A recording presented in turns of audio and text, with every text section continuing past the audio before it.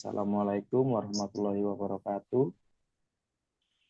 Waalaikumsalam warahmatullahi wabarakatuh. Warahmatullahi wabarakatuh. Perkenalkan, nama saya Muhammad Ilham Fauzi, perwakilan dari kelompok 1. Izin memperkenalkan anggota kelompok dari kelompok 1. Yang pertama ada Ahmad Syauqi, NIM 001. Yang kedua ada saya sendiri, Muhammad Ilham Fauzi, NIM 002. Yang ketiga ada Rara Ayu Meila Santika, NIM 003. Yang keempat ada Ilham Agustian, NIM 005. Dan yang kelima ada Rizky Dwi Fatoni, NIM 006. Di sini kami akan mempresentasikan iron making dari mata kuliah ilmu bahan.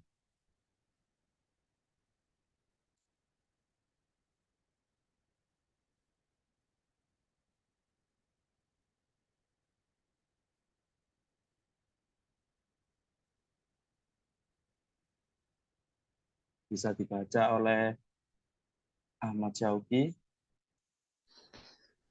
Baik, terima kasih Mas Fauzi.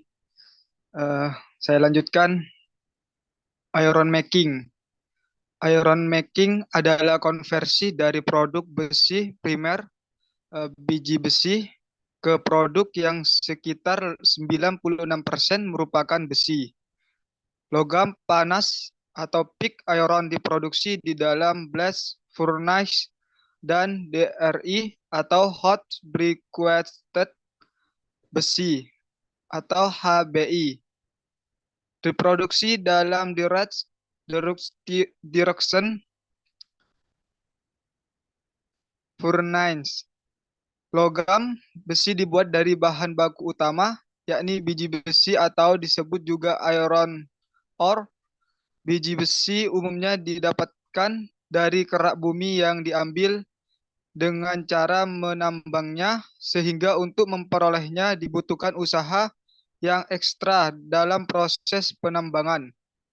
Biji besi hasil tambangan umumnya berbentuk bongkahan besar dengan beraneka ragam bentuk, ukuran, dan warna. Adapun warna biji besi hasil penambangan berwarna merah tua, ungu, ungu tua, abu-abu tua, kuning muda, coklat, dan sebagainya. Karena biji besi tersebut masih tercampur bahan-bahan lain seperti tanah liat, pasir, batu-batuan, air, dan sebagainya, maka biji besi harus dibersihkan terlebih dahulu dari berbagai kotoran dan senyawa lainnya. Lanjut.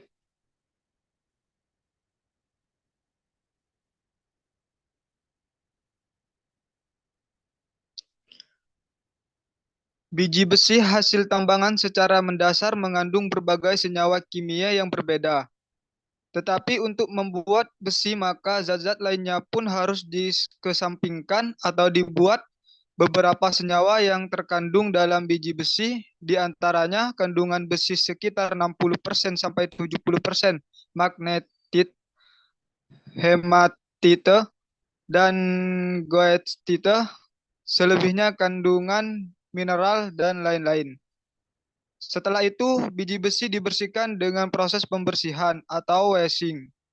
Secara menyeluruh, proses washing dibantu dengan menggunakan alat berat trombe screen, karena jika pembersihan dilakukan secara manual akan membutuhkan waktu yang sangat lama mengingat biji besi yang berukuran besar.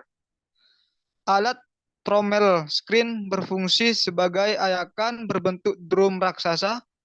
Kemudian biji besi dimasukkan ke dalam tersebut dan diputar hingga seluruh bagian bersih dari berbagai kotoran.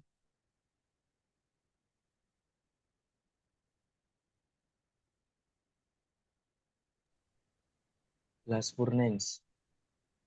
Blast furnace merupakan salah satu proses metalurgi untuk mereduksi biji besi atau iron ore. Pellet atau sinter secara kimia mengubah material besi padat tersebut menjadi logam besi cair bersuhu tinggi atau hot metal dengan sarana tanur atau tungku pelebur. Blast furnace disebut pula sebagai metode tanur tegak atau tinggi karena menggunakan prosesnya yang menggunakan tanur berbentuk silinder tegak dengan ukuran yang relatif besar. Diameter tanur ini berukuran kurang lebih 6 meter dengan tinggi kurang lebih 20-30 meter. Tungku dengan lubang di bagian atas ini terbuat dari plat baja yang dinding bagian dalamnya dilapisi material bata tahan api atau refractory brick. Metode ini juga dikenal sebagai tanur tiup karena sepanjang prosesnya yang ditiupkan udara panas atau hot blast ke dalam tungku. Udara bersuhu hingga 1800 Celcius ini ditiupkan dari dapur koper melalui lubang atau bukaan atau tuyer yang terdapat di bagian bawah tungku.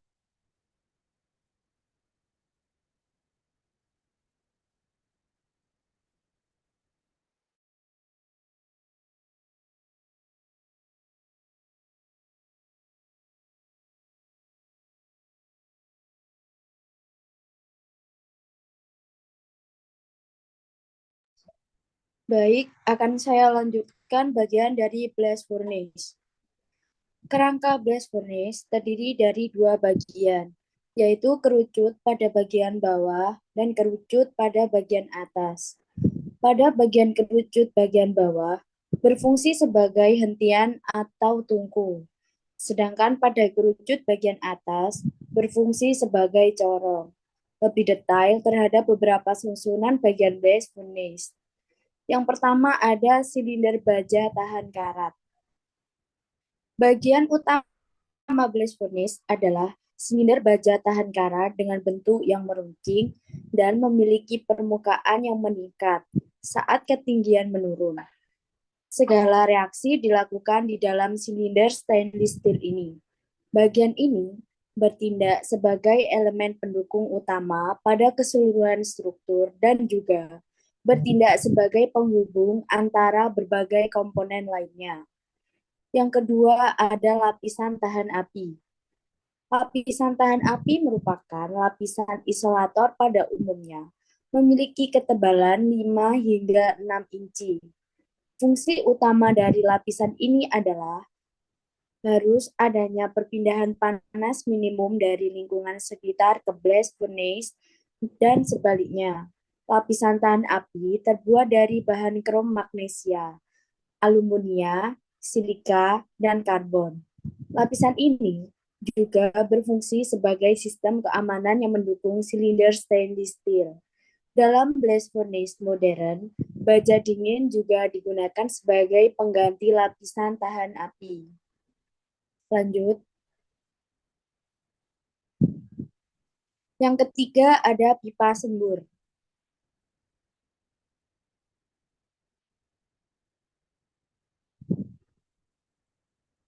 Pipa sembur merupakan bagian atau saluran masuk bagi semburan udara panas untuk masuk ke tungku.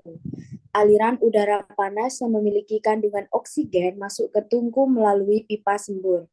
Pada bagian dalam tungku dan di sekitar pipa sembur, suhu mencapai maksimum. Yang keempat ada tuyer. Tuyer merupakan struktur seperti nozzle yang terhubung ke ujung pipa sembur. Bagian ini digunakan untuk mengirimkan udara ledakan dari pipa ke tanur tinggi. Tuyer juga digunakan untuk mencampur elemen tertentu dengan udara ledakan agar reaksi yang berbeda terjadi. Tuyer biasanya memiliki pendingin air karena suhu di sekitarnya sangat tinggi dan dapat melelehkan nozzle serta mencegah masuknya udara panas. Yang kelima ada alas. Alas tanur sembur menjadi bagian paling bawah dari tanur yang digunakan untuk menghilangkan logam cair melalui saluran keluar. Selain itu, alas juga memberikan bantuan struktur ke seluruh peralatan memberikan kebekuan. Bagian alas tersebut dari bahan tahan api untuk membuat sekelilingnya terisolasi untuk logam cair. Yang keenam ada feeder. Bagian feeder ialah tempat bahan mentah atau biji besi dituangkan ke dalam tanur tinggi. Bagian ini dapat terdiri dari dua atau tiga struktur yang terbentuk seperti lonceng dengan feeder yang meningkat, yang kemudian digunakan untuk mendistribusikan biji besi secara merata. Dan yang terakhir ada sistem pembuangan. Sistem pembuangan merupakan bagian yang berbentuk seperti cerobong yang digunakan untuk membuang emisi gas yang dihasilkan selama reaksi di tanur tinggi. Sistem ini membawa gas panas untuk produksi udara ledakan panas. Lanjut.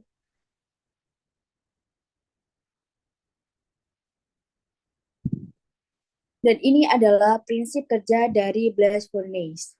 Bahan utama yang diperlukan dalam proses blast furnace adalah biji besi, baik yang berkadar besi tinggi atau bisa disebut magnetik dan hematit, maupun hasil olahan atau pellet sinter.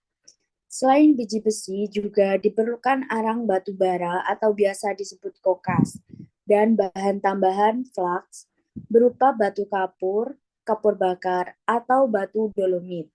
Secara bertahap, bahan baku dituangkan ke dalam tungku melalui lubang bagian atas. Sementara itu, dari lubang tuyer yang ada di bagian bawah tungku, ditiupkan udara panas.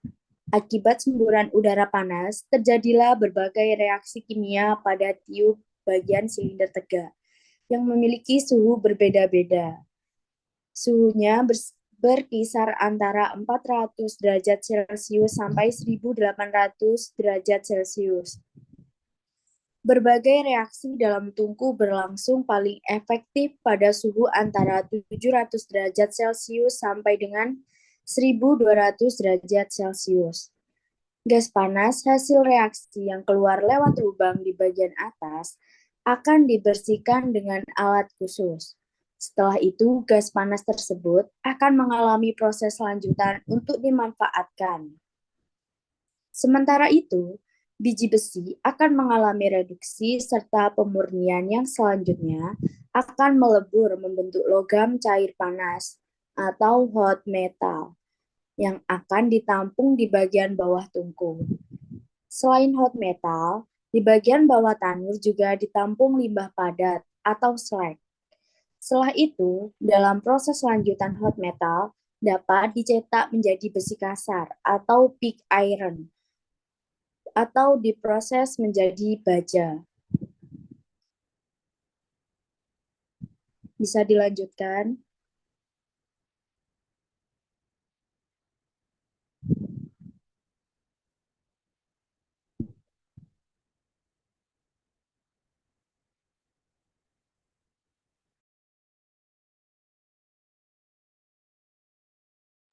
Ya, material yang diperlukan saat blast furnace. 1.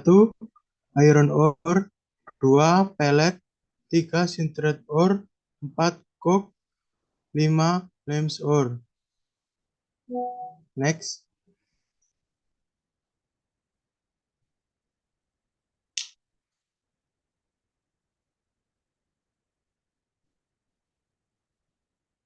Iron ore atau biji besi.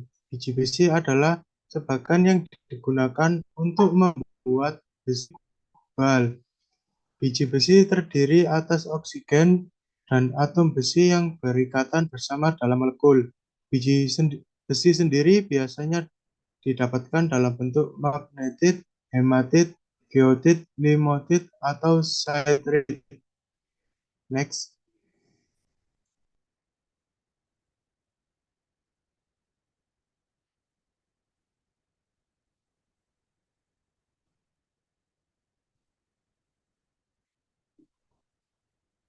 Dua, pelet. Pelet adalah bola kecil biji besi yang digunakan dalam produksi baja.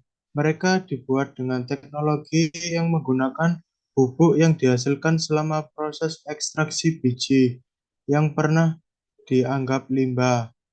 Next.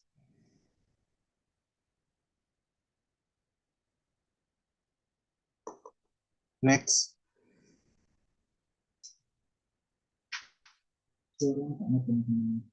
Next. Kamu tuh. Next.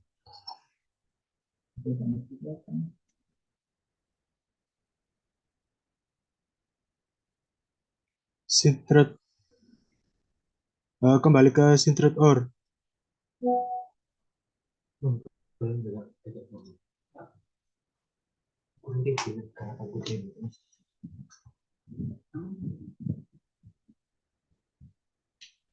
Sintret or merupakan produk setengah jadi dalam proses pembuatan baja. Produk ini dihasilkan dari perpaduan atau mixing raw material di bagian sinter plant untuk mendapatkan karakteristik produk baja yang berkualitas.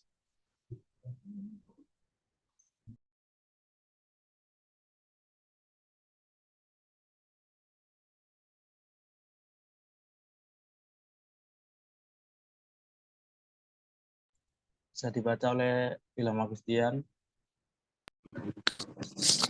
Ya, coke adalah bahan bakar berdatar karbon tinggi dan berkadar pengotor rendah yang dibuat dengan cara memanaskan batu bara tanpa udara.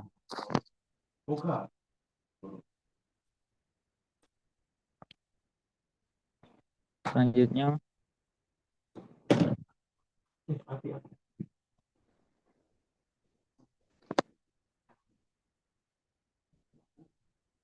limesware atau kapur adalah bahan anorganik yang mengandung kalsium yang terutama terdiri dari oksida dan hidroksida.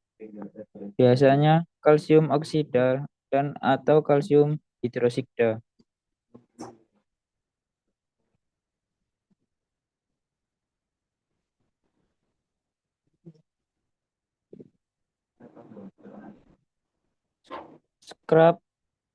Scrap adalah bahan yang dibuang ataupun bahan sisa hasil proses produksi yang akan diproses kembali. Scrap bisa sangat mahal karena bisa menjadi bahan lebih dari yang diperlukan untuk perkaitan. Sisa dari bahan itu nantinya akan dihabiskan untuk membuat dan menyelesaikan sisanya. Adapun waktu serta anggaran tenaga kerja untuk pengerjaan ulang dan memperbaiki bagian-bagian lainnya yang bisa digunakan, harganya pun bisa jadi sangat mahal.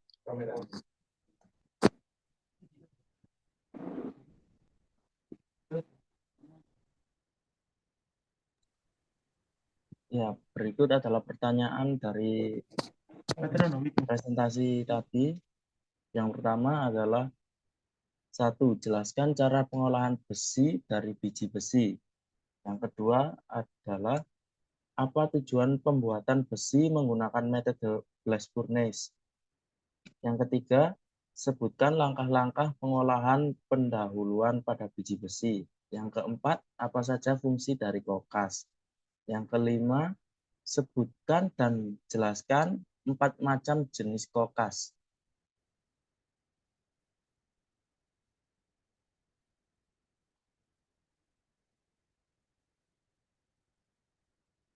Sekian, terima kasih dari kelompok kami. Mungkin ada salah-salah kata, mohon maaf. Sampai jumpa di lain pertemuan. Sekian, terima kasih.